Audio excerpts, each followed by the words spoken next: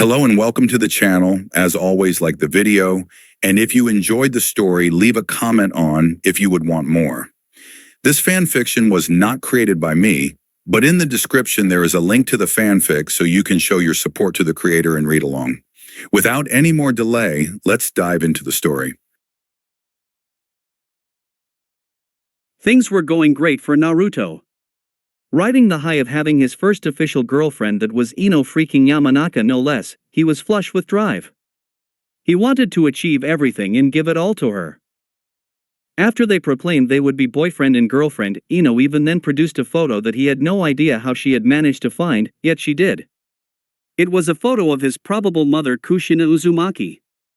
Whilst he had no official proof that she was his mother, his gut instinct was telling him that this was his mother.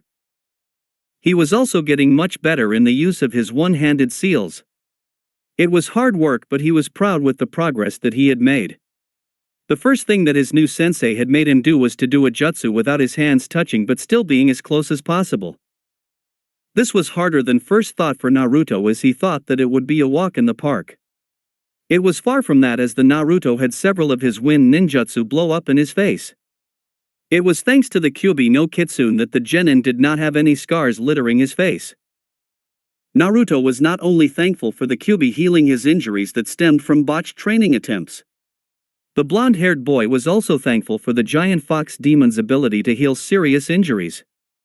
Jiraiya had been underestimating the power that the Kyuubi had when it came to regeneration. The crippling injury that he had suffered at the hands of the Ichibi no Shikaku was now nearly at 65% in comparison to where it was at before the attack. Now he could walk on it with ease. Naruto had been informed that he was going to be spending the rest of time healing at Jiraiya's apartment until they left for their mission. Naruto wasn't happy with that. He was used to being independent. Oigaki. Now that you aren't that much of a liability anymore, it's time for me to get down to business. The attention of Naruto was given to Jiraiya, although this was not done without glare being sent in the direction of the Toad Sannin. Unaffected by the look his godson was giving him, Jiraiya continued to speak. Now I am going to tell you the real reason as to why I picked you up after your fight and didn't just leave for you in the clearing for the medical ninjas coming. We have a mission that we have to complete. The moment that the words came from his mouth, Naruto noticed the immediate mood change in the Seal Master. It showed the boy that maybe he was wrong when it came to the man in front of him. Maybe when the situation called for it, he could turn on his shinobi mode. Not only was Jiraiya becoming serious, Naruto instantly gave the silver-haired man his undivided attention, as he wanted to absorb as much information as he possibly could when it came to his next mission. He wasn't dumb enough to not notice that if he was being specifically picked to go on a mission with one of the Densetsu no Sannin, then it was a mission of paramount importance. Due to the unfortunate death of the Sandaime Hokage, Konoha is at one of its lowest points in a long time.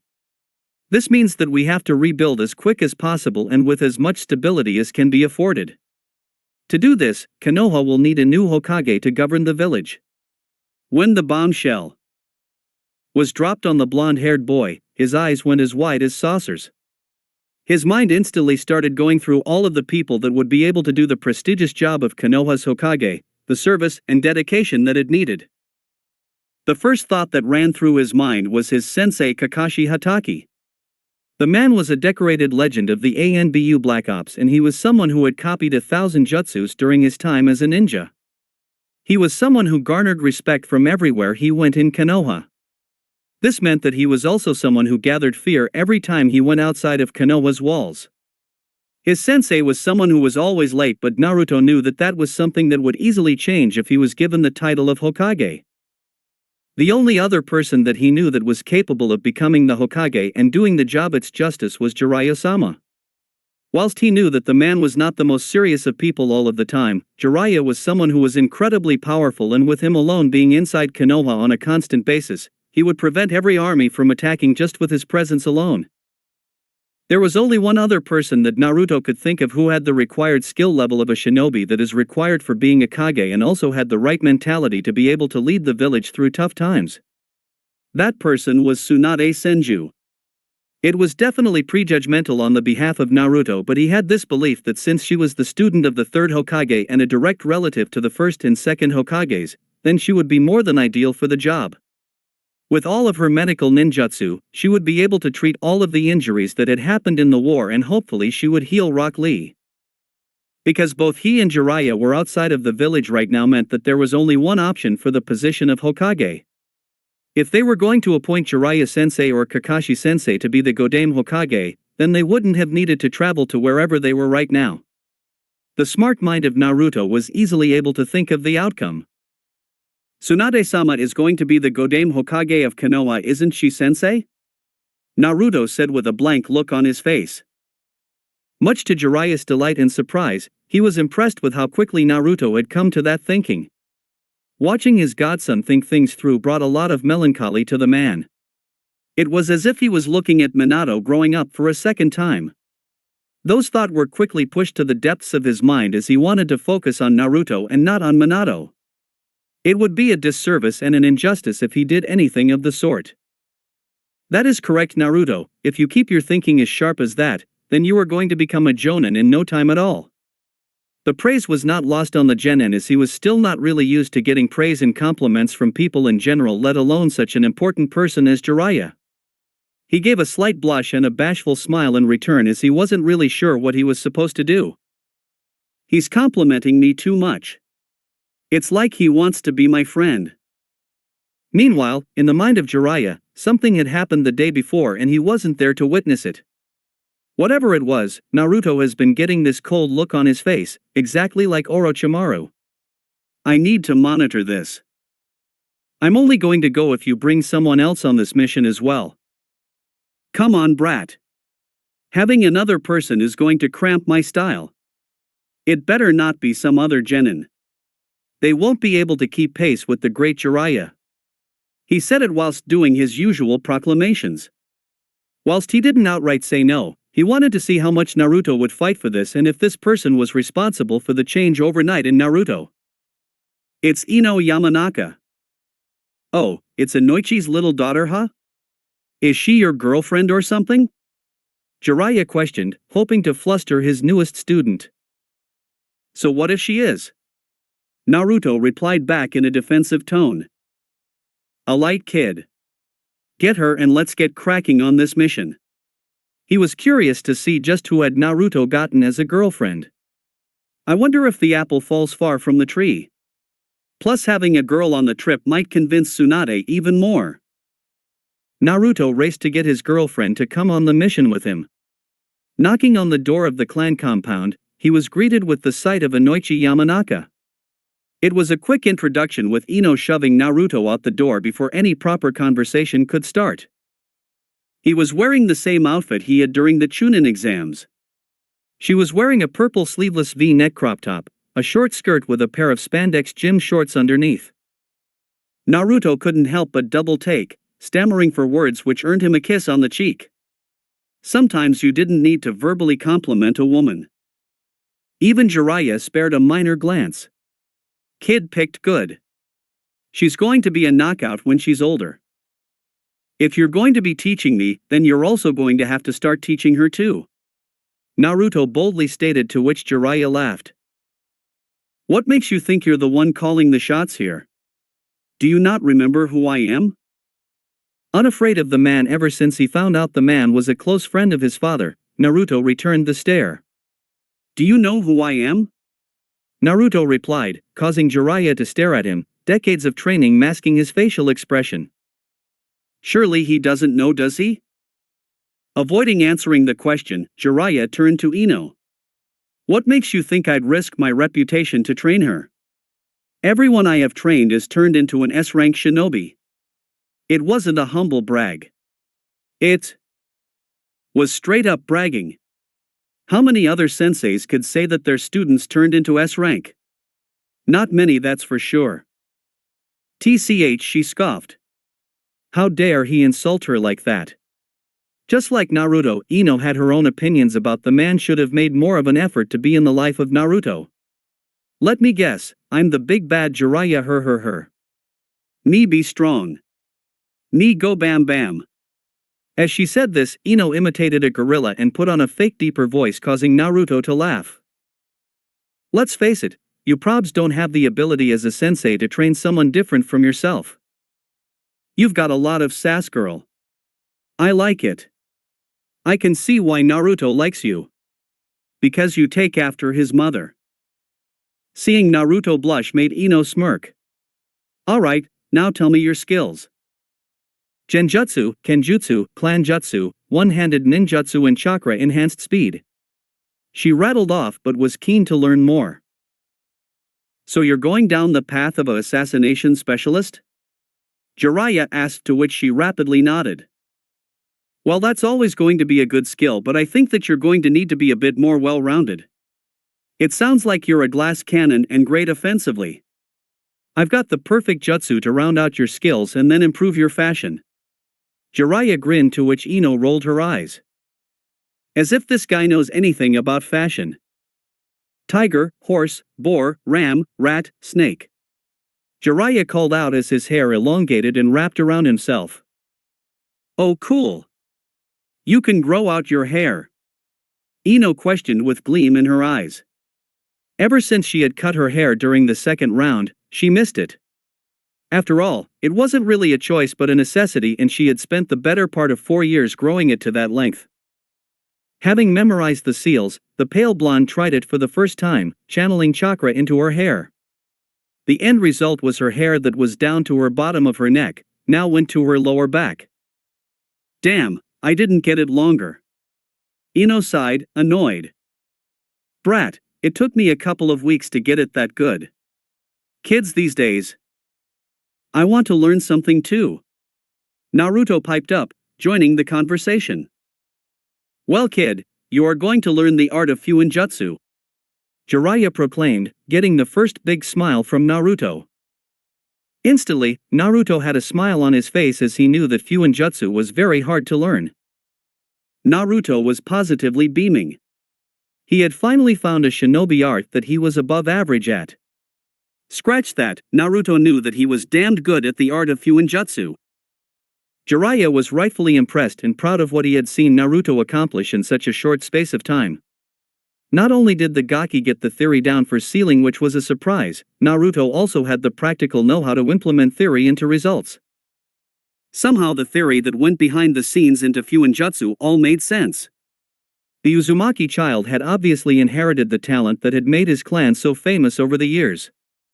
Naruto was reading over the formulas which, combined with brush strokes, allowed to make a basic storage scroll on the first day of training. Watching as Naruto was powering through the bookwork that was necessary, the silver-haired man, Jiraiya couldn't help but wonder what Naruto would be like with a couple of solid years training in seals. Under his careful supervision, Jiraiya instructed Naruto on how to correctly go through the procedure of writing up a seal. First, there were the brushstrokes that had to be done almost perfectly. Luckily, this was something that Naruto had little trouble with thanks to the training he put on himself before he was inducted into the Snake Clan. The next part, Naruto in his opinion so far, was the hardest thing about sealing. That was the fact that you had to have quite good chakra control to be able to effectively use seals. It wasn't so much the incredible precision that was needed to be a medic ninja, but it was a different kind of chakra control that Naruto was not used to yet. Despite the way that Naruto was blitzing through the theoretical work, the Toad Sannin did not expect for the blonde-haired boy to make a seal correctly the first time. He was right as he watched as Naruto put the finishing touches on the seal and channeled chakra into it. The parchment rolled up into a perfect sealing scroll, and Naruto thought that he had done it successfully. When he tried to test it out by sealing a leaf into it, the Kyuubi Jinchuriki realized that he couldn't unseal the leaf. This was only a problem that would last a short while, though, as Naruto managed to figure out what the issue was all by himself and then go about fixing it. He needed to add an array with 2 brushstrokes and then bam! Before Naruto could further his knowledge in Fuinjutsu, Jiraiya stopped him from any more studying as he wanted to make sure that Naruto was prepared for the influx of memories. He didn't care that Naruto had used the jutsu before for training. If Naruto continued to do it that way, he would no doubt develop some mental issues, and that was something that no one wanted for the Kyuubi Jinchuriki. It was better to be careful than throw caution out the window. Naruto was making significant progress in the one-handed seals department as now that he had gotten the hand seals down, the blonde-haired boy was practicing chakra manipulation that he normally did with two hands one-handed. He was pretty much a third of the way to where his sensei said he needed to be before he could move on to the next step. When the clones dispersed and the information came back to him, Naruto felt dizzy for a while as he filtered all of the knowledge that the clones had. It only took 5 minutes, but Naruto was as good as ever once it was done. To end the day, Naruto practiced his taijutsu on his sensei and he got absolutely schooled. It was to no surprise that Naruto did not win. He was a genin going up against an elite jonin. Not to be outdone, Ino had managed to get down the first of the hair-based ninjutsus. All she got from Jiraiya in regards to the next one was okay, so that's the defensive part down, turn it into an offensive move. Waking up the next morning, Jiraiya was naturally up first, and in a surprising turn of events, it was Ino that was up before Naruto. She was wearing a matching set of pink long-sleeved pajama shirt and pants. "So Jiraiya-sensei, there's something else I want you to teach me," Ino confidently asked as she strode into the kitchen. She sat down at the table, watching as Jiraiya cooked breakfast. "And what's that?" Not looking over his shoulder, focusing on the food. "I want to learn all about your spy network." As she said this, Ino saw Jiraiya tense. "I expected that." What she didn't expect was for him to turn around after having turned the stove off so he could give her his full attention. "What makes you think I have a spy network?" He merely replied back. She rolled her eyes. "The fact that you're entertaining this conversation. Look, I've been around Daddy long enough for me to know you have a spy network. My whole family is rooted in psychology, the mind, and interrogation." "Well, you're correct. You're switched on, girl. Not many shinobi your age are interested in this sort of thing." A smirk was what he got in return. "That's because I am not most normal shinobi. Guess I'll be getting that S-rank status after all, huh? How do I even know you're good at this type of thing? What have you achieved?" This was a test and she knew it. "Well, I found out that Naruto has the Kyuubi inside of him. I was the queen of gossip in the academy, spread rumors that broke up friendships, toyed with boys' feelings, and was the envy of every girl there. They thought I was a bitch. I thought they were jealous. Some of her actions she regretted, most she didn't. Plus, who else would you teach it to? Naruto doesn't care about this sort of thing, and there's no one else that if you gave me even 6 months doing this, that would be better than me. That confidence is going to get you in a lot of trouble, girl." The problem was, though, that she was right. Naruto had no interest in being a spy master, and with his status as a Jinchuriki, him leaving the village would get harder and harder, especially as Akatsuki made their move. Having someone interested in it, plus that was a Yamanaka, made it a huge bonus. "Alright then, kid, you've made your case. What happens when you get captured behind enemy lines and you're all on your own?" "It won't happen." "It will." "What happens then?" "Then either I get tortured, raped and die, or die straight away. Or if it really came down to it, then I am sure Naruto would go to every length just shy of releasing the Kyuubi on whoever it was that captured me," Ino said with full confidence, and only now was Jiraiya realizing just how smart the girl was. "Are you dating Naruto for the power that he holds?" Jiraiya fumed, throwing killing intent directly at the girl. The insinuations she was making.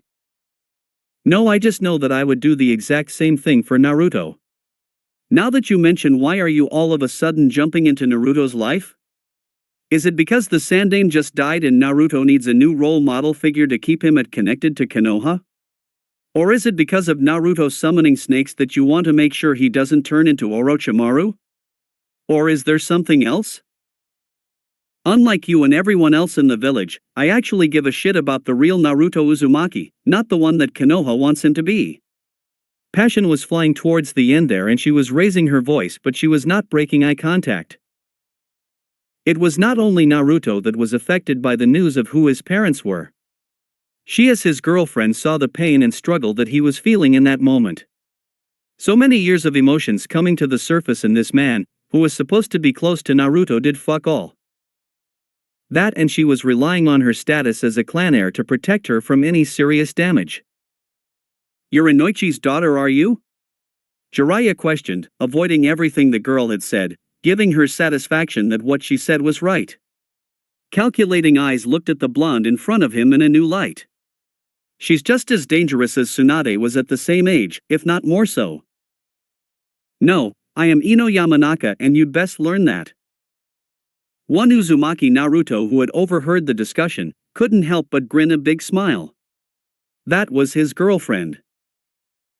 Brutal physical training sessions occurred.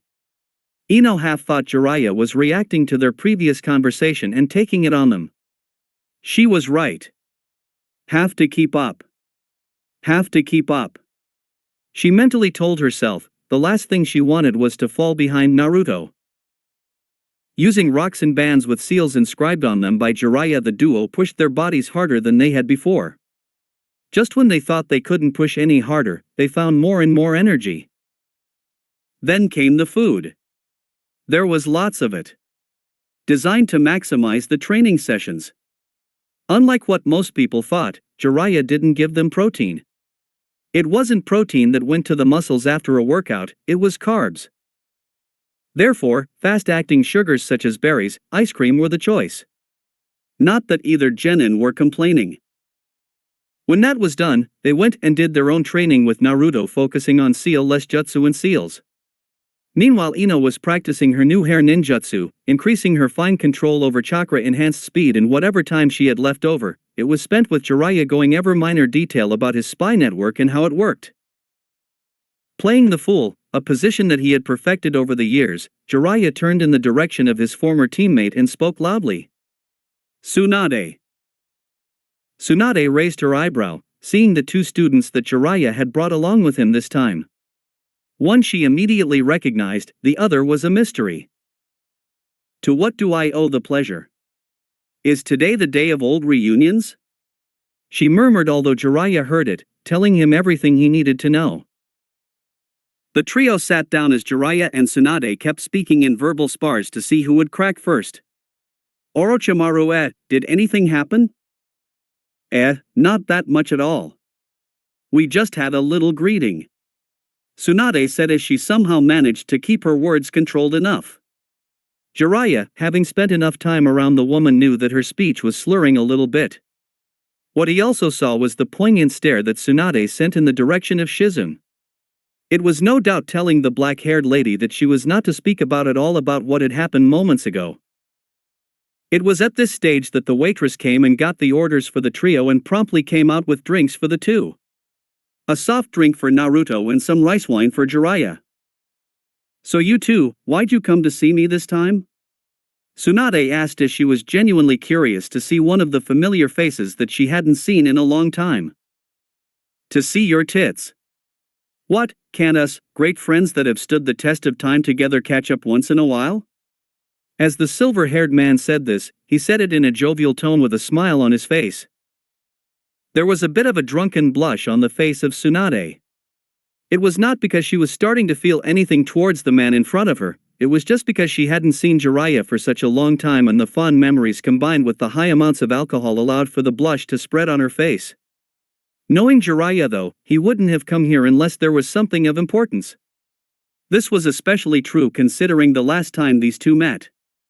Heated words had been thrown back and forth and Tsunade had drunken stated that she never wanted to see his face for a long, long time. It was something that the buxom blonde regretted quite a lot. Jiraiya knew how to brighten up someone's life. The look coming from the face of Tsunade, Jiraiya knew that the blonde-haired woman was having a really hard time believing his story. "To tell you the truth, Konoha has issued a request for you to come back and become the Godame Hokage." There was a definite intake of air coming from both Tsunade and Shizune.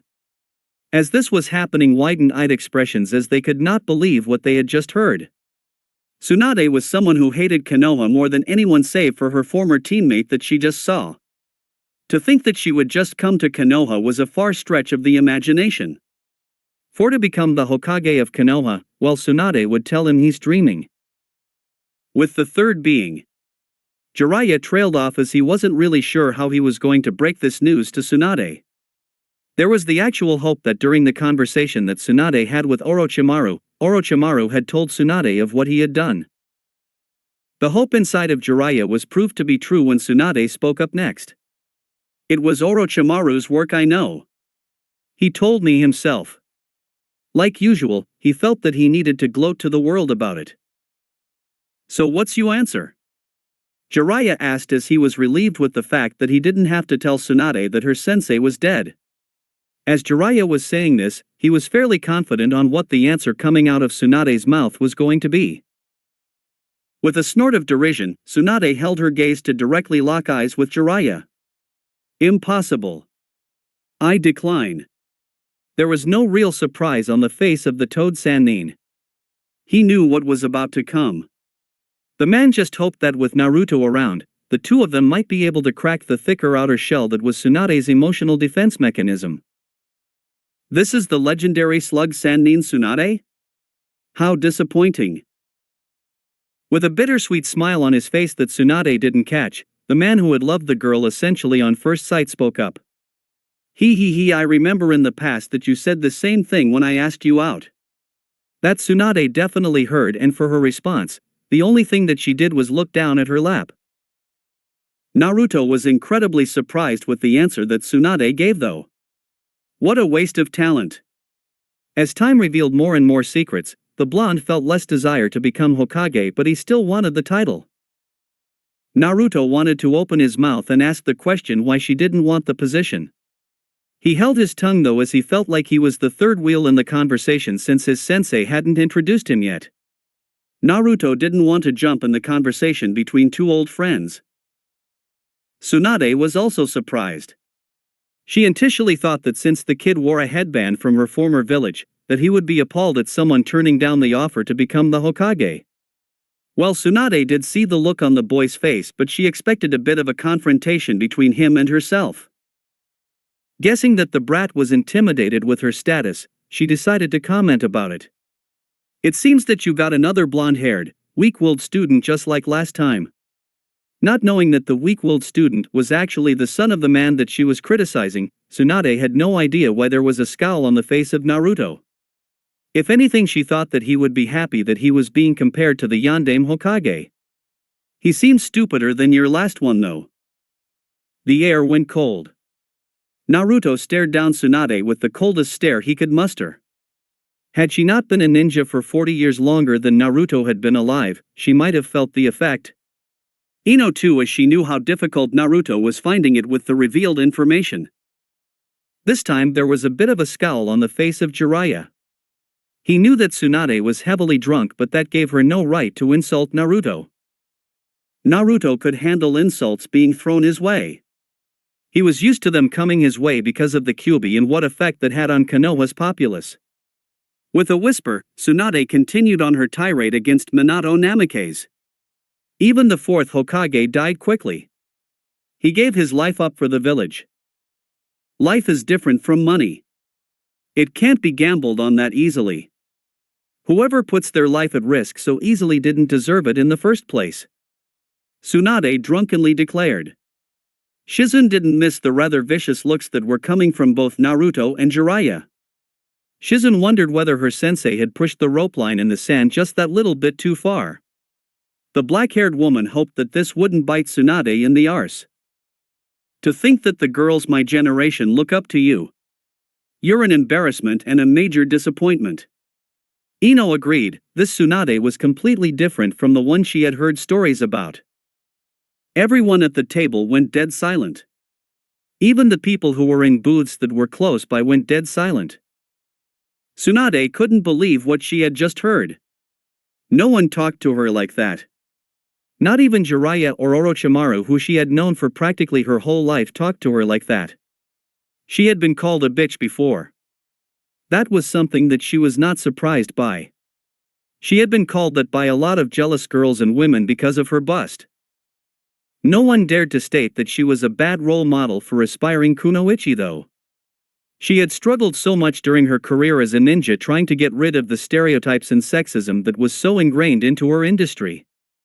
There were so many people that said that women shouldn't be ninjas.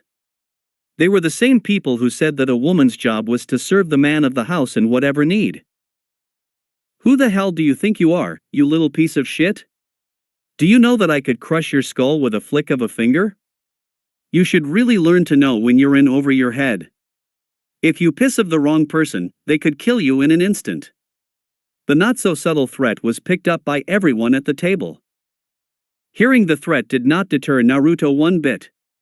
I think you know exactly who I am. Tsunade, for the smallest of seconds, stilled in shock. I am Naruto Uzumaki and I can't believe what I am seeing. All I see in front of me is a bitter, jaded old woman who refuses to deal with her trauma and has to take it out on others to make herself feel better. What a sad and twisted life you live. The condescending and patronizing tone was evidently on display. The moment that the kid in front of her mentioned his name, Tsunade instantly shot a look of fury the way of Jiraiya. It was only after hearing the name did Tsunade realize why this kid was so familiar to her. Naruto was the very same child that little Kushina was having. She hated how Jiraiya brought someone who reminded her so much of a past time where there was a little bit more happiness in the world. You have truly changed, Tsunade. I don't know what you have been thinking all of this time, but you have just said everything that is on your mind. The slight patronizing could not be held out of his voice. With a snort of derision, the buxom blonde spoke up. Well, age changes people. I am already into my 50s. It's the same for Sensei. No wonder he died, he was too old to live in his dreams. Being the Hokage is shit. No one but a fool would want to become the Hokage. Tsunade tried to say this with apathy, but to Jiraiya, someone who knew her innately, he knew that there was bitterness inside of that voice. You are the most selfish person I have ever met, and I've met the Uchiha. If this is how you view family, your grandfather and granduncle, then I am glad I didn't get my hopes up when meeting you. No doubt you would have treated your distant cousin even worse. He left the statement hanging, alluding to the fact that the Uzumaki and Senju clans were related. He knows about the Uzumaki clan was the shared thought between the two Sannin. Jiraiya gave a look, and after decades of being on a team together, she knew the look. It was divert. The last Senju was absolutely livid as to what this kid was saying. This was the first time in a long time that someone had gotten under her skin so easily. It was time to teach this wannabe ninja a lesson. You've got some nerve, kid. How's about we take this outside and settle it like shinobi? Naruto was happy. He didn't initiate this confrontation, but he was more than willing to put some perspective into this woman. It wasn't right for her to insult dead people. More importantly, it wasn't right to insult your dead family members. Like what was seen in many of the theater productions for the civilians, there was an empty street for the duel between Naruto and Tsunade to take place. Well, that was to be if you didn't count Jiraiya nor Shizune. Those two were waiting to see what was going to happen. In the mind of Jiraiya, he was wondering whether or not he was going to have to step in at some stage during this fight. Whilst Tsunade was heavily out of her prime and was just as equally intoxicated, if she was not careful or not feeling remorse, then the buxom blonde could kill Naruto very easily. The same could be said for Naruto though, as he could potentially do the same thing Tsunade was capable of. That was killing another person. Jiraiya could easily see the torrent of emotions running inside of his godson. If the boy tapped into the power of the Kyuubi, then he wasn't too sure if Tsunade would be able to handle that in her heavily intoxicated state. With confidence brimming not only because she was drunk, the buxom blonde decided initiating in some trash talk. I have been one of the 3 legendary ninjas since before you were even born, kid. There is no need for me to go serious against someone like you. Yet again was there someone underestimating him and belittling him. It wasn't just this moment, but it was one that did contribute to Naruto getting the shittiest of first impressions possible from Milady. As far as he was concerned, this Sannin was no better in his eyes than the large majority of Konoha's population. Scoffing, Tsunade said one last thing before Naruto started running at her. I bet that I could even beat you with one finger. As she was saying this, the inactive Konoha ninja forgot about her notorious history when it came to gambling. Hoping that Tsunade would continue to underestimate him, Naruto charged in at Tsunade with his hands behind him. The plan was that the blonde-haired woman would think that he wanted to engage in a straight taijutsu spar when that was the furthest thing from his mind. Letting the Uzumaki genin run up to her, Tsunade was not expecting for Naruto to start going through hand seals at a substantial pace when he was 5 steps away from her. Wind release, drilling air bullet jutsu, Naruto called out as he ushered out his most powerful jutsu that didn't affect such a large area. Eyes widening at the threat that the compressed ball of wind posed, Tsunade bent down and leapt backwards using her thigh muscles. As she was landing down on the ground with Naruto's jutsu still coming for her, Tsunade jabbed her finger down at the ground. Thanks to her super strength and insane chakra control, the medical ninja did not take a single bit of tissue damage. As she did this, the dirt beneath her rose up due to the inertia following Tsunade's super strength. The makeshift wall was enough to block the incoming attack from her distant relative. Thanks to the wall's creation, it gave Naruto the time to be able to create some shadow clones with Tsunade none the wiser. 5 clones went around either side of the wall and 3 went over the top of it. Seeing the amount of clones that the boy had created, the shinobi mind inside of the intoxicated woman rationalized that they were nothing than the academy-taught clones. No one so young would be able to create anything more than that without suffering some sort of chakra exhaustion. Said chakra exhaustion would make the clones in front of her have some kind of deformities to them. Considering that they didn't anything wrong with them though, Tsunade was confident that these clones could not harm her. They were used merely for a distraction. Boy, was she was going to eat those words soon. The Toad Sannin could only sigh in disappointment because he didn't know just how much Tsunade had fallen in recent times.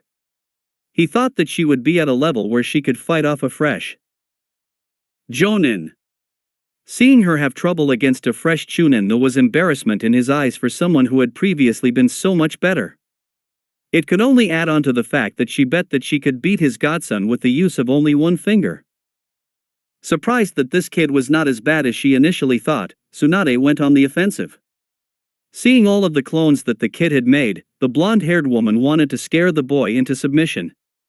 To do this, Tsunade used her super strength from years of training to instantly shatter the wall that she had created merely moments earlier. With all of the rocks that had created going in all different directions but her own, Tsunade watched quite impressed that the clones that had been made by the boy were real and not just illusions. Like he had shown beforehand in glimpses, right now was another one of Naruto's bright and somewhat unconventional ideas. As there was a lot of smoke surrounding the area, the blonde-haired boy took this opportunity to make even more clones in the cover provided. Grabbing out his sword, Naruto and the 20 other versions of himself that he had just created ran out of the smoke in a conventional manner. Just because it was a straightforward approach, it certainly did not mean that it was not effective. Because of how close Naruto was, it made it extremely hard for Tsunade to defend against so many people trying to hurt her. This was not even considering that she had agreed to a bet where she would only use one finger to beat Naruto. Seeing the onrushing blondes, Tsunade could see just how much of a threat it could possibly pose. Bringing her finger down yet again to create another wall to protect herself, the buxom blonde only saw at the last minute the incoming attack. Unfortunately for her, the clone that had fired off the wind release, drilling air bullet jutsu had not been destroyed. What sucked even more was that it had not taken its hands out of the hand seal for said jutsu. This meant that there was little to no downtime and it allowed the clone another chance to fire the jutsu. Since all of the chakra had gone to powering the jutsu, it dispelled the moment the jutsu was released. Faced with the option of taking the hit and getting her attack off or simply dodging the incoming attack, the subconscious mind of Tsunade reverted back on countless years of medical ninja training. The first instincts inside of the aging lady were to jump back and dodge the attack. Like always, the luck that followed Tsunade in her life was present once more. Once of the shards of the ground that she had destroyed had landed right in the path of her backwards jump. Combining this uneven terrain and her horrid motor control thanks to being completely wasted, Tsunade tripped over her own feet and landed flat on her arse. With the incoming Naruto's readily awaiting the chance to deal off some damage, Tsunade negated her bet as she slammed her heel into the ground. This launched an offensive version of her previous move as the miniature tidal wave made out of rock ensued on Naruto. In an instant, all of the clones that Naruto had produced were destroyed by the rocks as they all got hit. Naruto wasn't any luckier as he copped several rock blasts and even one to the face. Despite all of this, he powered on through and launched an aggressive swing of his sword and the down Tsunade. Had Naruto had the presence of mind to add wind chakra into the attack, then he would have killed one of the Densetsu no Sannin at the tender age of 13. Slicing across the top of Tsunade's chest, Naruto watched as his sword cut through the fabric of the sleeveless shirt of Tsunade. What he also watched was the way how his sword made a clean cut across the sternum. It was only thanks to her shirt resisting gravity that the Uzumaki genin did not get to see the unclothed chest of the woman in front of him. Ino wouldn't have liked that one bit. Red liquid was freely pouring out of her chest, and the moment that the woman looked down she was sent into a quivering mess. Seeing the somewhat catatonic state that his teammate of the good part of 40 years was in, Jiraiya instantly called a halt to the fight and went into his war general personality. Naruto. This fight is over. Shizen, take the kids back to this hotel. As the silver-haired man said this, he handed the medical ninja a key. Nodding as she knew an order and a dismissal when she heard one, Shizen shunshined over to Naruto and ushered him away from her master. Sure, she was concerned for the state that her sensei was in, but what she also knew was that there no one better in bringing Tsunade out of a depressing moment than Jiraiya. He had been the person who had brought Tsunade out from the metaphorical grave on her two worst occasions. Shizen was confident that Jiraiya would also be able to bring the old Tsunade back in no time at all. Feeling ecstatic that he had won the fight against such a famous fighter, Naruto was over the moon. That was why he did not question once when he heard the order from his godfather. He was too busy basking in the fact that he had defeated one of the Densetsu no Sannin. As for Jiraiya, he had made his way over to the down blonde and gently picked her up in his arms. During the process, the top that Tsunade had destroyed was now letting Jiraiya get a great view on Tsunade's exposed tits. There was the massive boner killer though of there being quite a substantial amount of blood on them. Still, knowing that he would have his work cut out for him tonight, Jiraiya put a low-ranking genjutsu over Tsunade and then went to a hotel. Getting a high-quality room, Jiraiya headed to the place where absolutely no magic would happen. Getting into the bathroom and undressing Tsunade, he put her in the shower and washed off all of the blood that was on her. Once the blood flow had stopped, Jiraiya quickly used the limited knowledge he had on the only healing jutsu he knew to seal up the cut. Since the clothes that Tsunade had been wearing previously were now dirty, the man clothed his teammate in some pajamas, laid her in bed and kissed the crystal on her forehead. The things that I do for you. It was sometime later that Tsunade, being under the warm blankets, fell asleep as her breathing had slowed. The photo album definitely helped as the memories of happier times slowly but surely brought Tsunade out of her catatonic state of mind. In a rare sign of affection, Tsunade agreed to let Jiraiya sleep in the same bed as herself. The condition was that the two had to be fully clothed. That was certainly not something that the silver-haired man was going to argue about. After taking of his bracers and his headwear, Jiraiya hopped into his bed wondering what was going to happen tomorrow. The one thing that brought a massive smile to his face though was the slight smile on the face of the love of his life. It was nice to know that despite all of her protests, he was the only person who could bring a smile on her face. With Shizune. Since she was a little older than Naruto, she loved the chance to sleep in. In truth, Shizen didn't mind waking up early, but she would prefer if she could, just to get some extra hours sleep whenever possible. One of the habits that the woman had developed during her time running from debt collectors with her sensei was the routine chakra pulse to see who was nearby. Thanks to last night's meeting, she knew the distinctive signature that was Naruto Uzumaki's chakra signal. Expecting to find that in the room beside her, Shizen was proved wrong as it was nowhere near to be found. Worrying that something might have happened to the boy who so bravely fought against her master, Shizen this time used a much larger amount of chakra to sense the boy's location. This extra amount of chakra did nothing to calm the nerves of Shizune. In fact, the only thing that it did was make her even more worried for the blonde-haired boy. She could not sense him anywhere nearby.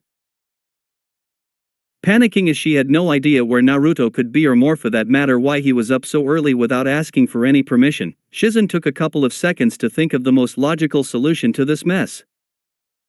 In the end, the medical ninja decided that she should go to Jiraiya-sama as he was the person who was in charge of the boy. He would have the best idea of where Naruto might be, or he might know of a sensory technique that would help out finding Naruto. Getting dressed as quickly as possible, Shizen headed out to the hotel room that she had originally intended to stay at before Jiraiya-sama insisted that she take care of Naruto for the night. Before she closed the door behind her, the medic quickly grabbed a banana on the way so as to curb her hunger. Like most hotels, the one that Jiraiya and Tsunade were staying at was one that had 3 sets of keys. One was for the hotel chain itself so that the rooms could be cleaned when the guests were away. The other 2 were for the clientele. As always, Shizen had 1 set of keys whilst Tsunade had the other set. With this, the medic, in her haste, forgot to knock on the door and see whether or not her master and Jiraiya were awake.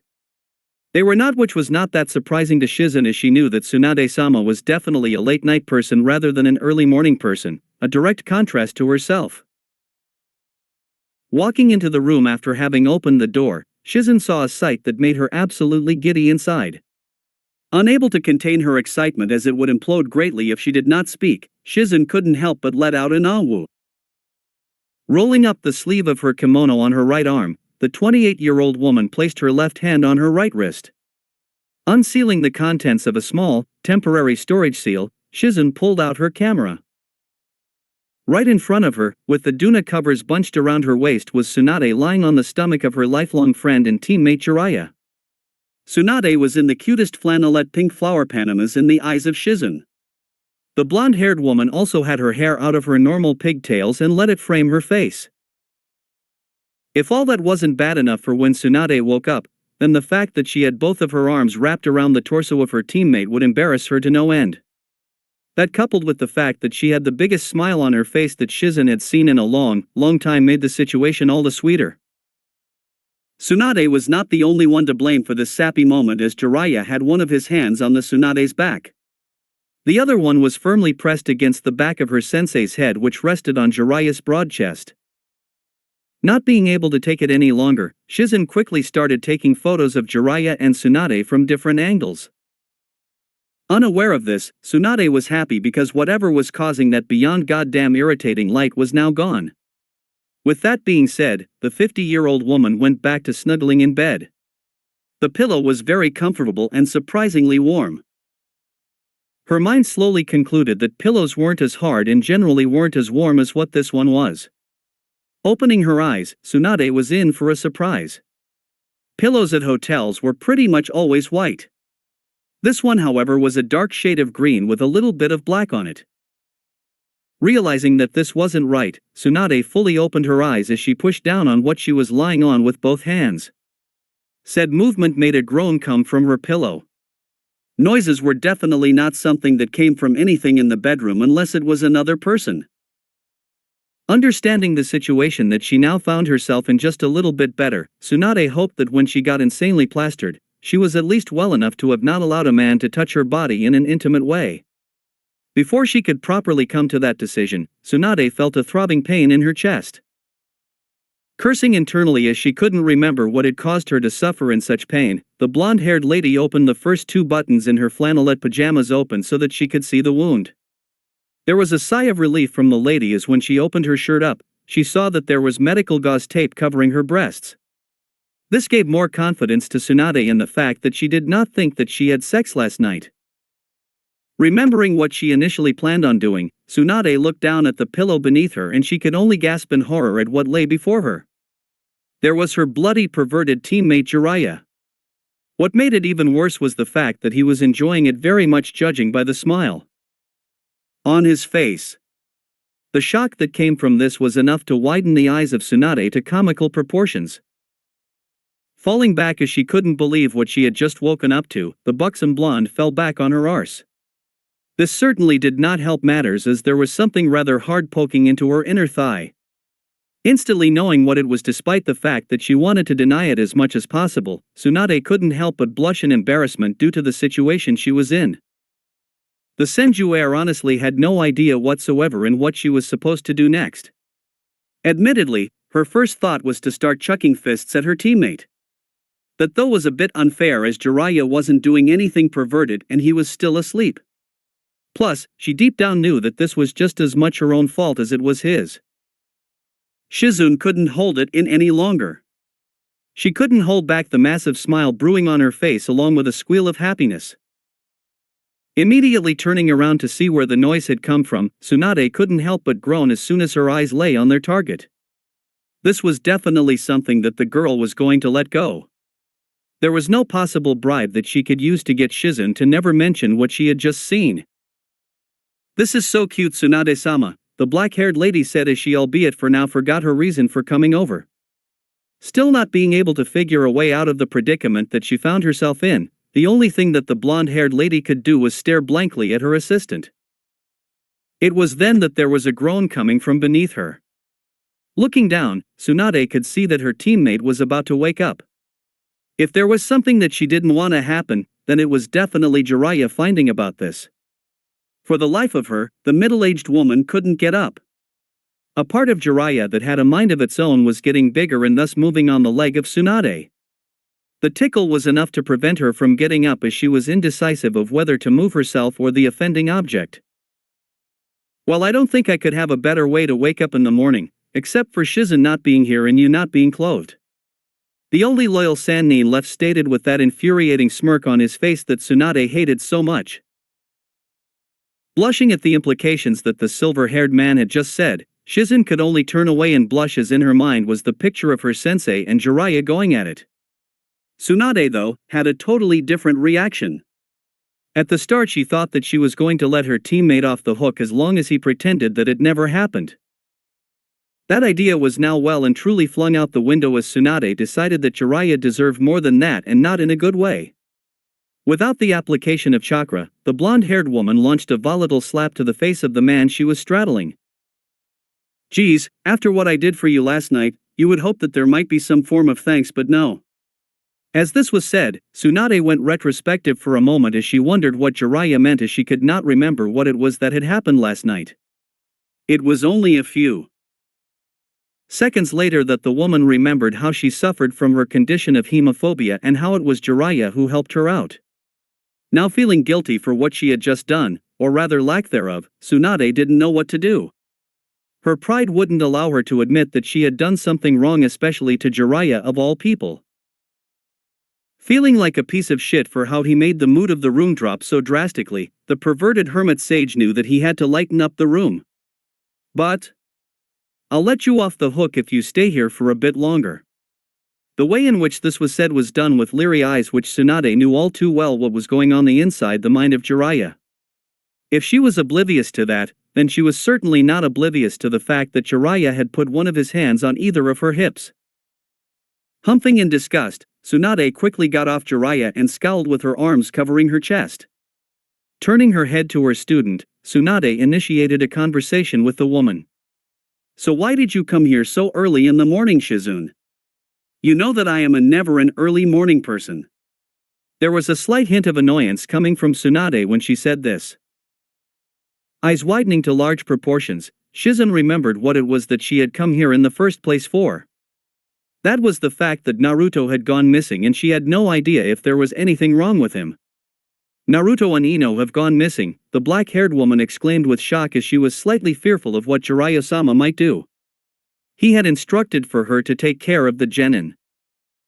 Instantly the veteran shinobi that was Jiraiya instantly changed into his deadly serious persona.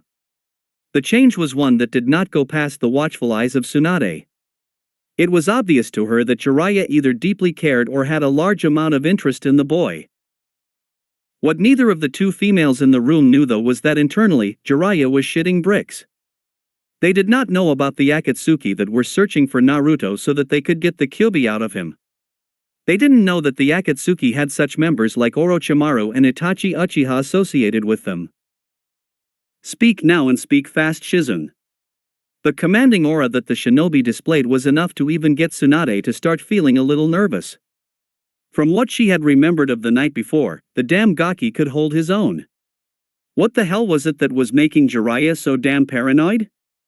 Let it be known that Tsunade was someone who hated not knowing what was going on. Her inner gossip monger was coming out to show. There was no trace or any sign of forced entry into the hotel room Jiraiya-sama. "I tried sending out a chakra pulse to find out where he was, but I could not find him." Since Taunton was with you two last night, I couldn't use her nose to track down Naruto's scent. Shizen said in quite a fast pace before taking a long breath at the end of her explanation as to the whereabouts of Naruto. The plan was instantly formed inside the head of Jiraiya as he knew what he had to do. The silver-haired man also knew that both Tsunade and Shizen might not like him for what he was about to do, but he honestly didn't care. The medical ninja let loose that the pig in the room had a good sense of smell. Searching the room in a very short amount of time, Jiraiya found the in-demand animal and picked it up. This was something that woke up the pig in Taunton. A squeal was the noise that was coming from the pig, as it definitely did not like being waken up so brazenly. If you don't direct me to the little kids that you met last night, Piglet, then I am going to be having bacon for breakfast. Being able to understand the threat thanks to hanging around Tsunade for so long, Taunton backed down. The only thing that the pig did was look in the direction of Shizen for some support. Shizen herself wasn't willing to go up against one of the Sannin when they had set their mind to something. That was especially true when it wasn't Tsunade. In truth, there was only one thing that she could do to get Jiraiya-sama to put Taunton-chan down on the ground. Don't bother trying anything. After all of the things that I have done for you, Haim, this can be part of you paying me back. With that said, Jiraiya took off faster than Tsunade remembered him being able to. Oblivious to everything that was going on around him concerning his whereabouts, Naruto and Ino were training. Naruto for his part was practicing his one-handed ninjutsu. The blonde-haired boy was happy as he had found out a breakthrough in his training. Naruto was now finally able to do one-handed hand seals. Of course, the Uzumaki air was only in the beginning stages, but he could now perform the most minor jutsus with only one hand. It was only a matter of time until Naruto would be able to use any jutsu two-handed, one-handed. Not to be outdone, Ino had managed to realize what Jiraiya had meant when he said to turn it into an offensive jutsu. The trick was keeping the hair hard after it left your body. Thanks to all her previous training with hair-based ninjutsu, this came fairly quickly. Taking a short break, Naruto rested up against one of the trees inside the clearing that he had found. It was during this time that there was a rustling of the leaves in the area. Turning his head in the direction of the noise, Naruto did not have to wait long until he saw the incoming visage of his sensei. For some strange reason, Jiraiya was carrying a pig in his hands. A mere half-second later and Naruto saw that it was the same pig that had been accompanying Shizen the day before. The Uzumaki genin could only wonder as to why his sensei was moving at such a fast pace towards him. Not a moment later and the famed Toad Sannin was standing right beside him. The first thing that Naruto noticed was the fact that the usually smiling and happy expressions on the face of his sensei were long gone. Naruto wondered what it was that he had done to annoy his sensei so much to put him in a bad mood. Jiraiya was never one to get angry or serious over absolutely everything. Naruto, don't run off like that without telling someone where you are going. The direct tone of voice made Naruto instantly feel as if he was going to have a lecture. He really only had them with Irika on occasions and even less with the Hokage. Honestly, he didn't see anything wrong with what he did, and it wasn't as if he was some completely helpless little kid. Plus, he had been used to living by himself. Ino too was curious as to what got Jiraiya's panties all up in a bunch. Seeing the looks on their faces, Jiraiya graced them with information. I have caught wind of a group of ninjas called the Akatsuki. It is a group of 9 S-ranked missing ninjas, and their goal is to capture Jinchuriki and extract the demon inside, killing the host. Jiraiya bluntly stated, letting it sink into the minds of Naruto and Ino as he wanted to make sure that the boy perfectly understood just how serious of a situation this was. Well, that sucks. That's all you have to say? Ino loudly questioned, emotion entering her voice. Are we ignoring the fact that you have 9 S-ranked and I repeat S-ranked ninjas after your head? Naruto turned back to Ino. It's not the worst thing to happen to me. At least this way I have a say and a chance to fight. Everything else that's happened I have had no control over. Plus, we planned on getting to S-rank anyway, right? We just have to get there that little bit quicker. Naruto said with his trademark grin on his face. It was infectious as Ino returned the grin of her boyfriend. Damn right we will. Hearing that Naruto didn't think the Akatsuki was all that bad, really drove the point home to Jiraiya how much he had missed out on. Quick to take charge, Ino turned to Jiraiya, impressing Shizune and even Tsunade to a lesser extent. Looks like she is a leader. Do you know who any of the members of this group are? That way I can study who they are and what skills they have. We'll need to be as prepared as possible when it comes time to fight them. We? Naruto questioned, although he was fairly confident he knew the answer. Turning back around to her boyfriend. As if you would think I'd ever let my boyfriend face anything, let alone 9S ranked ninjas alone. Get it through your thick head, we're in this together. Just shy of literal tears were coming down the face of Jiraiya as he watched the interaction with Naruto and Ino. That girl is really good for him. As time went on and Tsunade looked at the girl, she saw a mini version of herself. The way she cared about those close to her and wasn't afraid to speak her mind to anyone. She's going to be someone special in a couple of years. Thank you, Naruto called out as he leapt and gave Ino a hug. It was at this time that Tsunade saw the touching sight of Naruto and Ino hugging each other. It almost made the woman go awe, but such an action was unbecoming of the world's biggest tsundere. Shizune had no problem whatsoever in sighing in content at the touching scene in front of her. The black-haired lady even went as far as to unseal the camera in her hand and take a photo of the scene unfolding in front of her eyes. It made Tsunade curious and apprehensive of the fact that there was the possibility that Shizune had pictures of other incidents. Now come on down, you two. We need to properly introduce one another before we go and have some breakfast, my treat. Jiraiya stated in a jovial and not as serious tone as possible as he tried to break most of the ice. There was the definite possibility that there was going to be a substantial amount of tension going on between Tsunade and Naruto. Hearing what his sensei had just said, Naruto turned over to look at the two people looking at him. When he saw the worried look on the face of Shizune, Naruto did admit to himself that he felt guilty for worrying the lady. Just because her sensei was the biggest bitch he had ever met, there was no reason to prejudge Shizune because of that. In fact, from what he remembered yesterday, she seemed quite nice. When the two women jumped down from their tree branch, the tension inside the clearing only increased as there was less distance between the two. Naruto made the first move for opening a conversation between the four of them. Jiraiya said that you were worried about me this morning. I'm sorry, and should I have left a note letting you know where I was? Naruto said with a partial sheepish look on his face. Smiling as she rested a hand on his shoulder, Shizune spoke up. That's okay, Naruto-kun, you just had me worried. In the back of her mind though, Shizune knew that she was going to get mercilessly teased by her sensei later on. It would no doubt go along the lines about her being too much of a worrywart. After the black-haired lady took her hand off of Naruto's shoulder, Tsunade started speaking. Just to let you know, kid, you wouldn't have beaten me last night if I was taking it seriously. There's no way that a genin like you could beat a chunin, let alone one of the sannin like me.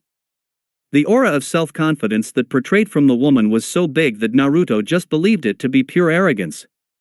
He had seen nothing in the fight between the two of them to warrant that Tsunade was anything special. She might have had that special ability in the past, but she was a washed-up old has-been from what he had seen.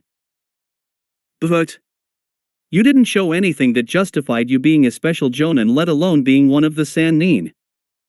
That was right up until the point where Tsunade moved at her fastest pace possible and unleashed a powerful punch right into the solar plexus of Naruto. At least physically, right at the very last second, Naruto morphed into her younger brother, but it was too late for the punch to be cancelled. Naruto was wheezing on the ground trying to catch his breath as he was in a world of pain. Struggling to open his eyes, he barely saw Ino being held up by her clothes by Tsunade, who was furious. Don't you ever think of doing that again, or I'll turn your head into paste right in front of a Noichi girl. To think she could cast a one-seal, one-hand genjutsu in such a short space of time. You are a million years too young to be at my level, Gaki, and with that said, Tsunade dropped the girl back down. Begrudgingly, she at least respected the effort that Ino went to humped and walked back to where Jiraiya and Shizune. That was only at 60% power. Piss me off enough and find out what your arm looks like when it's on the ground and not connected to your body. Tsunade said without bothering to turn back and look at the boy who was now on his haunches instead of being face first into the ground. Naruto was wide-eyed. That punch was a real eye-opener. The small increase in ego that was developing was now brought back down to earth.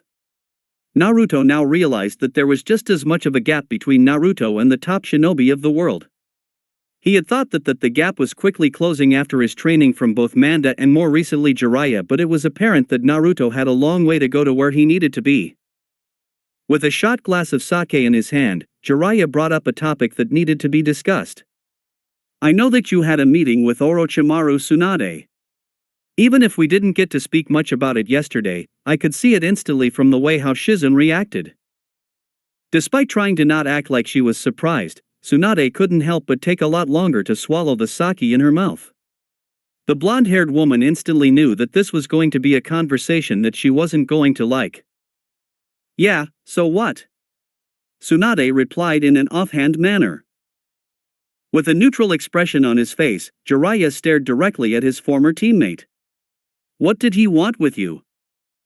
He and I just had a little chat about some recent injuries that he had sustained. Again, this was said in a tone of voice by Tsunade that clearly displayed the fact that she did not want to talk about it. Seeing all of the signals that his former teammate was putting out did not deter Jiraiya one bit. In fact, it only served to further his determination for this conversation. If there were things that Tsunade didn't want for him to hear, then they were obviously things that he needed to hear. Don't make a hasty decision, Tsunade. I know you and I know Orochimaru better than anyone else. I know he would have offered you something too good to be true. I also know that you would seriously consider doing it, despite knowing that there can be nothing good that comes from the man who betrayed us and your grandfather. There is one thing that I want to make clear though, Tsunade, if you do anything that betrays the Hidden Leaf Village, then make no mistake, I will kill you. Affronted, Tsunade got a little bit more anger into her voice as she replied. It has nothing to do with me. Only a psychopath would show no feelings knowing people close to them are dead. You're not like that, are you? The open-aired question from the silver-haired man was one that hit closer to home that Tsunade chose to admit. Stop lecturing me already. Now why did you bring those little brats with you? Even for you, that's a low blow. The moment that Tsunade said this, she took a swig from her cup of sake. Visibly annoyed with what had just been said to him, Jiraiya responded in a way that he hardly ever used to Tsunade. Bitch please, I was heaps closer to Minato than you ever were, and that's including the fact that you were related by blood. I go through more pain each time I see him every day than you ever will. The serious look on the face of Jiraiya was one that Tsunade couldn't help but flinch at. It wasn't so much what Jiraiya had said, it was what he didn't say that hurt her even more. She knew that she should have been there for Kushina's son. Like Jiraiya said, she wasn't that close to her previous last remaining family member, but that was no excuse when there was an orphan family member out there, especially since they were a young kid.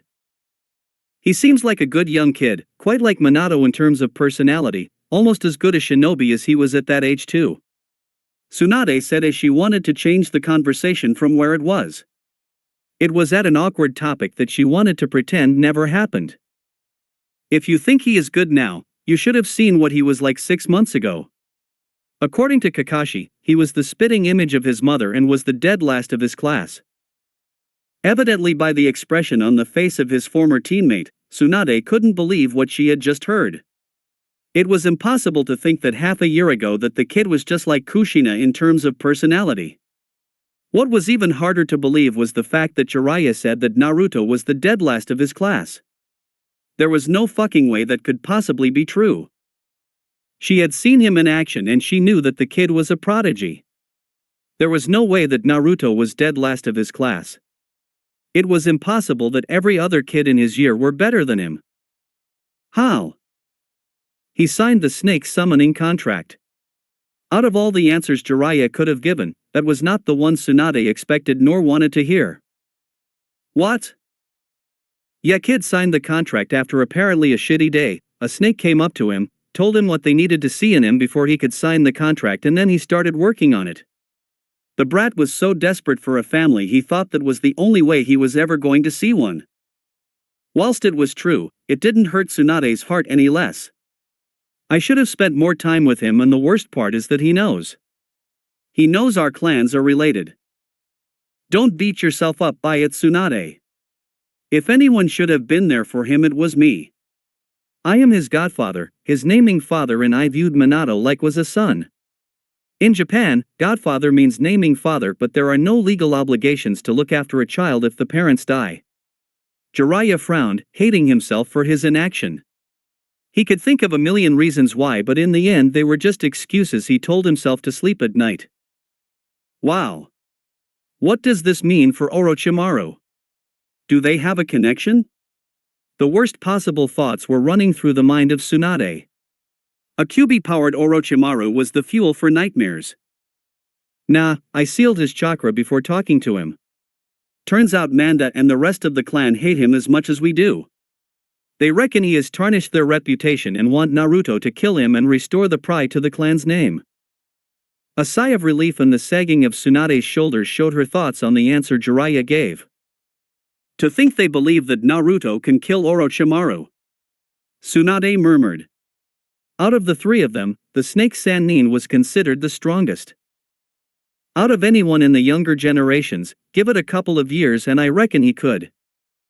Before Tsunade could go any deeper into her thoughts about Naruto, it was the voice of her former teammate that brought her back to drunken reality.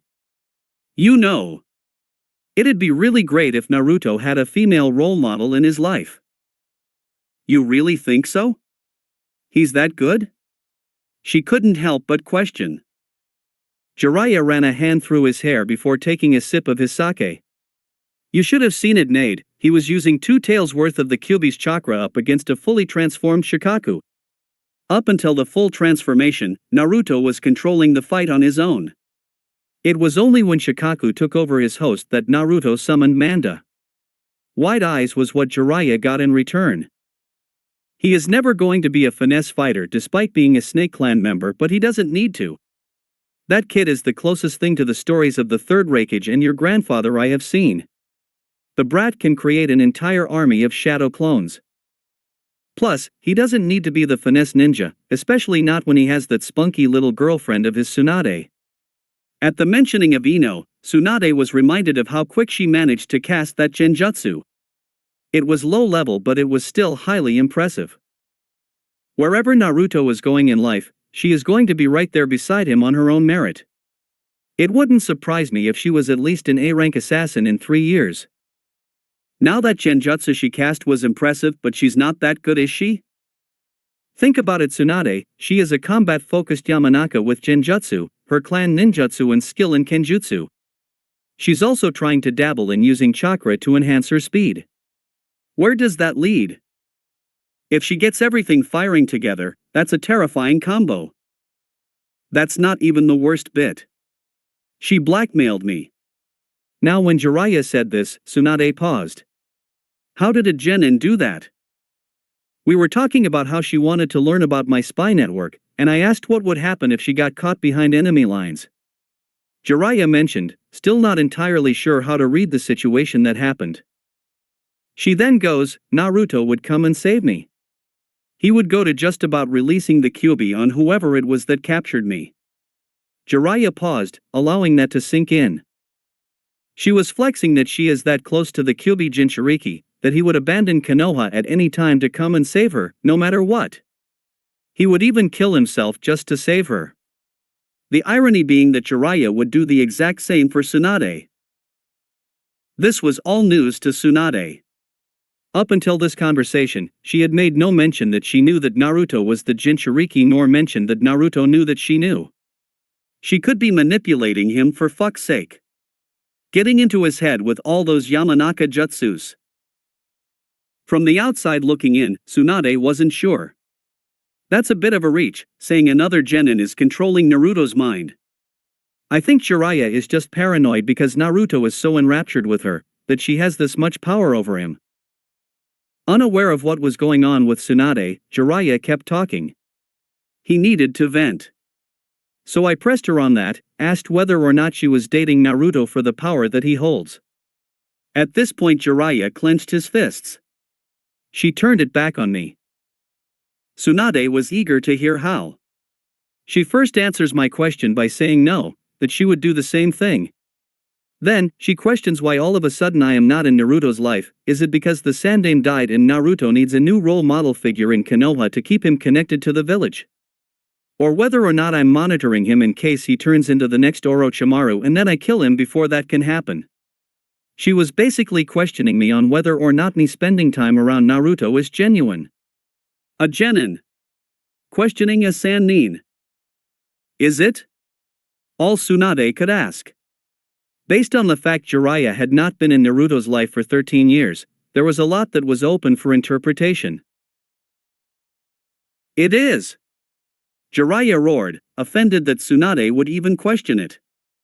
I just can't say it is because then I have to reveal that I am his godfather and then that leads to the question of why I am his godfather, then I'll have to explain who his parents are. I don't think he's ready for it. She had known Jiraiya for a long time. Longer than anyone else. They went to the academy together after all. She knew when he was just projecting his feelings onto a situation. Is he not ready? Or are you not ready? She questioned. Him. Jiraiya said quickly. Too quickly. I don't know, me I guess. The worst part is that I don't even know my own godson well enough to be able to see if he's ready or not. He's a closed book with his emotions. To you, but it doesn't seem like he is to that girlfriend of his. Tsunade commented, having observed the dynamic between the two. And you don't like that. You want to be the person Naruto comes for advice and guidance, right? Getting a nod from Jiraiya, Tsunade continued on. You don't deserve that, right? Tsunade boldly stated, getting a wince out of Jiraiya. I know I don't. As much as he knew that, hearing it from someone else he valued the opinion of hurt that much more. Whether you like it or not, it doesn't change the fact that when Naruto is looking to talk about something, he doesn't come to you, he goes to her. You've been in his life for what, almost a month? But they have only really started being friends since the exams. Jiraiya weakly stated in his defense. So what? She's his own age. He can let his guard down more around her, he doesn't have to be on alert when you've openly stated that you're watching him to make sure that he's the next Orochimaru. She mentioned, I actually give a shit about the real Naruto, not the one that Konoha wants him to be. And she's right. It seems like you all need to spend some getting to know the real Naruto, and be fucking genuine about it. Tsunade was more than happy to focus on someone else's problems rather than her own. It came in part by being a healer. In those moments talking to Jiraiya, she didn't have to think about her failures of being a cousin to Naruto, her past traumas and the vices she used to cope along with the offer from Orochimaru. During the week Shizen had come up to both Naruto and Ino while Tsunade was off getting her nails done and told them exactly what had happened with Orochimaru. The guilt was just something that the black-haired lady couldn't deal with. The main sticking point of the whole story was how Orochimaru had offered to revive the two people she cared about the most. Jiraiya then proceeded to call bullshit on this as he had seen firsthand what had happened when Orochimaru revived dead people. They had no soul and thus they were merely a husk of a person that you once knew. The widening of eyes by Shizen was enough to make it known that she was now fearing for the safety of her sensei. It was a damn trap which had no good ending if Tsunade decided to take up the Snake Sannin on his offer. After a bit of time had passed, both Shizen and Jiraiya realized that Tsunade was taking longer than normal to get back, and when they both looked at each other, they knew what was going on. The medic ninja instantly picked up Tauntaun and told the animal to direct the three of them in the direction of Tsunade. Moving in the direction of Tsunade, the quartet of ninjas fairly quickly located the slug Sannin. By the time they got to her location they realized that it was a complete clusterfuck of broken boulders and craters littering the ground. This was no doubt of a sign that Tsunade had been in a fight very recently. It seemed as if Tsunade was tiring after all of the chakra that she had expended using her superhuman strength. Kabuto was preparing to use a kunai from his pocket to attack the woman, but before that could happen, there was a large plume of smoke from right beside the Senju queen. Long time no see, Jiraiya. Orochimaru said as he stared down the white-haired man with his wild-looking eyes. What's up? Seems like you haven't changed one bit. Jiraiya stated as he too looked directly at Orochimaru, wanting to see who would give up first. It was the sight of Naruto that broke Orochimaru out of his staring competition to glare with animosity at the direction of Naruto. So you're the one that they're going to try and replace me. As he said this, Orochimaru couldn't help but unleash some killing intent in an attempt to threaten the boy. To his surprise though, Naruto didn't seem fazed by it.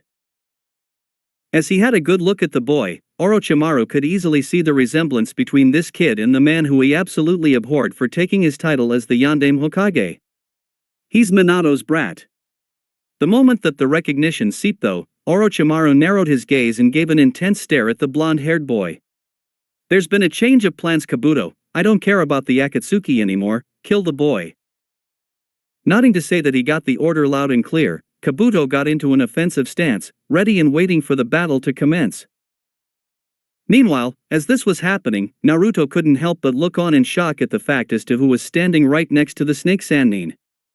There was Kabuto, who was supposed to be a leaf genin, and yet here he was wearing a Sound Village headband standing next to arguably the greatest traitor in the history of Konohagakure. Connecting the dots, Naruto pieced together that Kabuto was a spy and all of that time he spent with Konoha was just an act.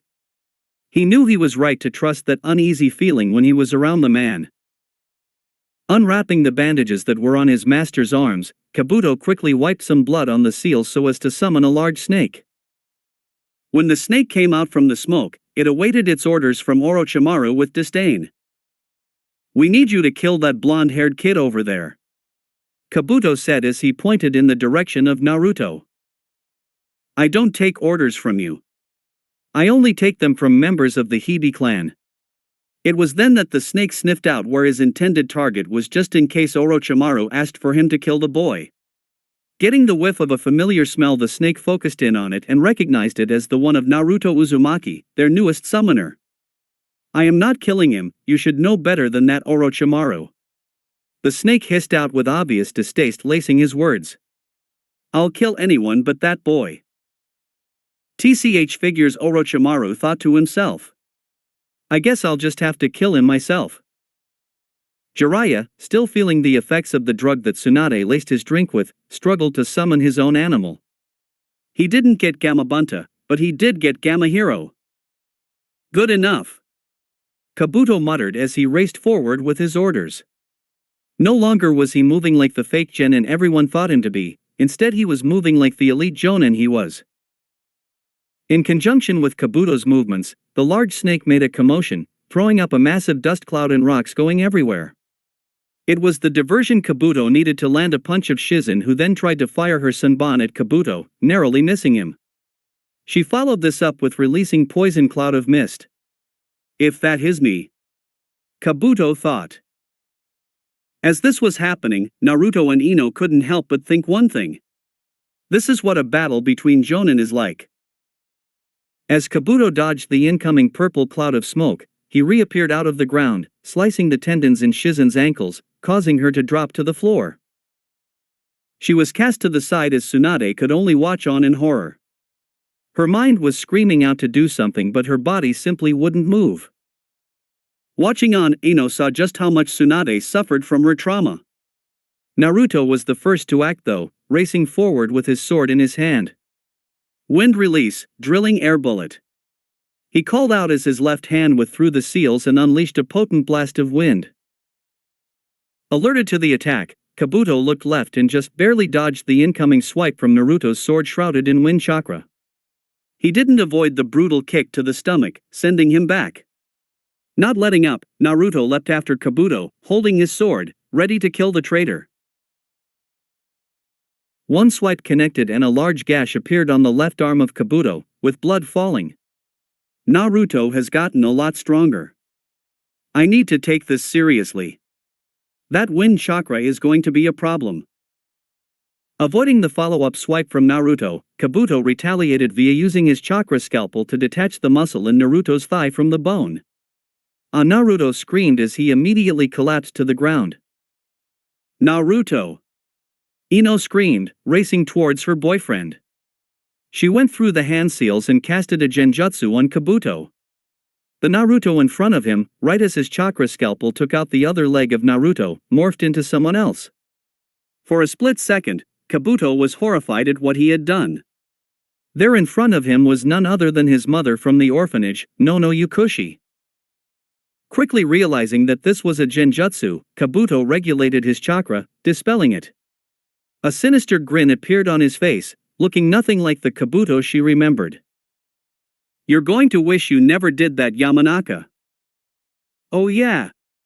she questioned, unaware of just how strong Kabuto was. She was fueled by adrenaline. "Don't you attack my boyfriend." "Oh, I am going to do far worse than that girl to you. I'm going to dissect you. Light every nerve ending on fire, making you feel pain like never before." Sounds hot. Initially thrown by the answer, Kabuto raced at a speed which she didn't expect Ino to be able to keep up with. Holding her sword in her hand and channeling chakra into her legs, her chakra-enhanced speed was the only thing that was keeping her alive at this point. Unlike before when Kabuto was attempting to cleanly win the fights with Naruto using the chakra scalpel, this time he was using a kunai. He wanted to inflict as much pain as possible. Small cut after cut appeared on Ino's body, causing her skirt to get torn to shreds. Blood was seeping down her thighs, coating the bandages. Her top half was not better as her yoga top had one sleeve sliced off, hanging by tatters on her back. Watching on in horror, Naruto could see this, but there was nothing he could do. His legs wouldn't move at all. All he could do was pull himself forward by his hands.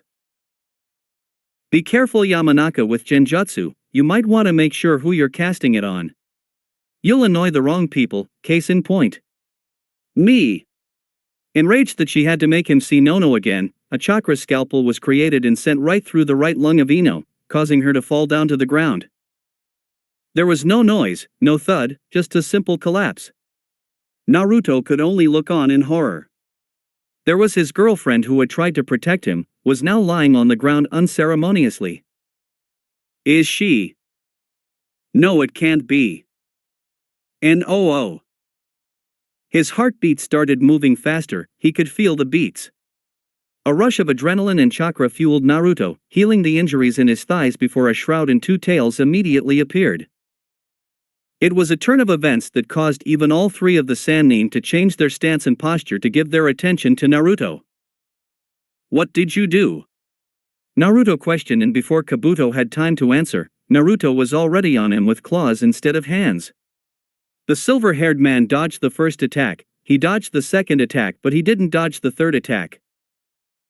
Naruto swiped his right hand in a paw motion, fingernails turned into claws and channeling wind chakra into them. It was devastating. He took out a chunk from Kabuto's face, leaving 4 distinct lines going from temple to cheek. "This is the Kyuubi's power, I need to get out." With a seal-less substitution, Kabuto reappeared next to his master. All this took place in a couple of seconds. Now that the enemy was gone, Naruto was left with the reality of Ino, lying there in front of him, not moving one iota. "No! Please!" Tears were streaming down his face and he held on to Ino. "I can't lose you," he desperately shouted, noticing that blood was coming out of her mouth. In the back of his mind, Naruto remembered that Tsunade was here and she was the best medic to ever live. She was also in a catatonic state. By this point, Orochimaru and Kabuto had gone, not without one final look from Kabuto, vowing to exact his revenge on Naruto. As much as he tried to heal his wound, the Kyuubi's chakra made it harder than he expected. Picking up Ino as delicately as he could, Naruto rushed over to Tsunade and gently placed her body down in front of him. "Please, Tsunade, please." Naruto begged with tears coming down his face. "She means everything to me." Naruto blubbered. She had put herself in the firing line and gotten the attention of an elite ninja to protect Naruto. No one had ever done that before. She always said she had my back, and she meant it. The adrenaline of the fight was kicking in, amplifying the emotions of the Uzumaki child, and he placed his hands on Tsunade, unknowingly channeling chakra through them, causing her to break her out of her funk. "That chakra, it is so powerful, reminds me of Grandpa." Life came back into her eyes as Tsunade surveyed her surroundings. First she saw Naruto crying and second she saw the near-lifeless Ino Yamanaka right beneath her. The memories of the fight coming back to her. She put her life on the line for Naruto, all because he has his dream of becoming the Hokage. Because she believes in him, because she loves him. With a smile on her face and finally feeling that just maybe, her hemophobia was gone, Tsunade looked down and started healing the blonde girl. Maybe I can train one more. It was after 5 minutes of intense healing that there was a sign of life from Ino. She twitched and a minute later, Naruto had so much joy watching her face twitch one more time before opening her eyes. Don't you ever do that again. Naruto tried to come across an assertive but all it really showed to Ino was that he was worried and he cared. Then don't force me to have to bail you out. You're right. From this point on, I am going to be the strongest ninja ever so I can be the one that helps others. Jiraiya watching on couldn't help but smile.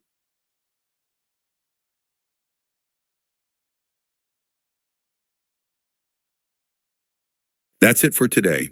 Remember to show your support to the creator of this story if you enjoyed it. If you would like more parts of the story to be uploaded, leave a comment and subscribe to get notified when the story continues. Bye-bye for now, and I hope that you all have a wonderful rest of your day.